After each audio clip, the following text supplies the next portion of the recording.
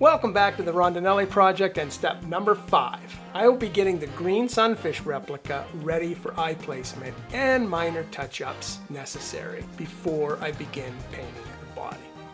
And I highly recommend that you don't rush steps 4 and 5 prior to painting. It will just create problems and frustration down the line if you do. Let's take a look. This is the eyes that I'm using. They're called still life fisheye lenses. This is a 10mm lens, perfectly fit and measured for this green sunfish. Now out of the package, this is what it looks like. Now if you're going to get an eye like this, you have to paint the pupil and the iris and the sclera. It's a little more involved, but I like to make sure that my fish eyes are truly represented. That's what it looks like on the inside. It is concave. Now, I always start by grinding out the general area of the eye out to the outer edge. And then I'll speed this up. But once you do that, you want to check and make sure, brush off the excess fiberglass, put the eye in, and I'm not happy with the size of this. It needs a little more. It's better to be less than too much. So check often and trim it until it fits the eye. This is the right eye.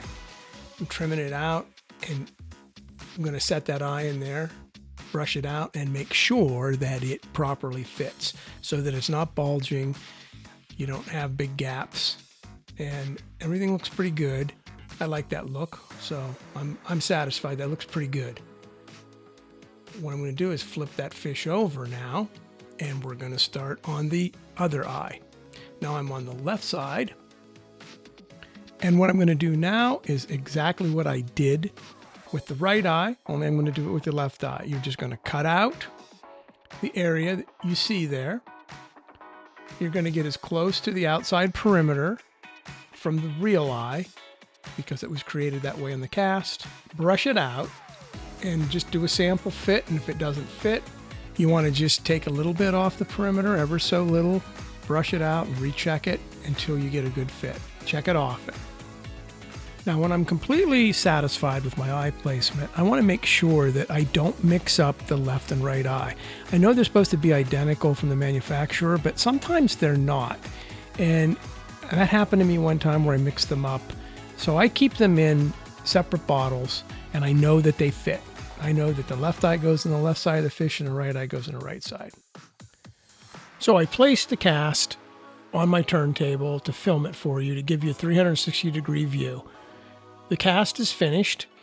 It's ready for painting. The dorsal fin is done, the caudal fin is finished, and the anal fin is done. I've got the eyes cut out. I've got the gills flared slightly. So this cast is now ready to be painted.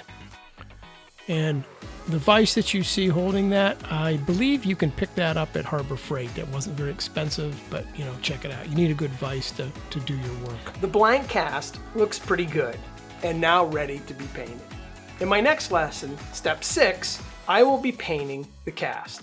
So stop back if you want to learn how to paint a replica of the green sunfish. I'm Mr. R, and this is the Rondinelli Project.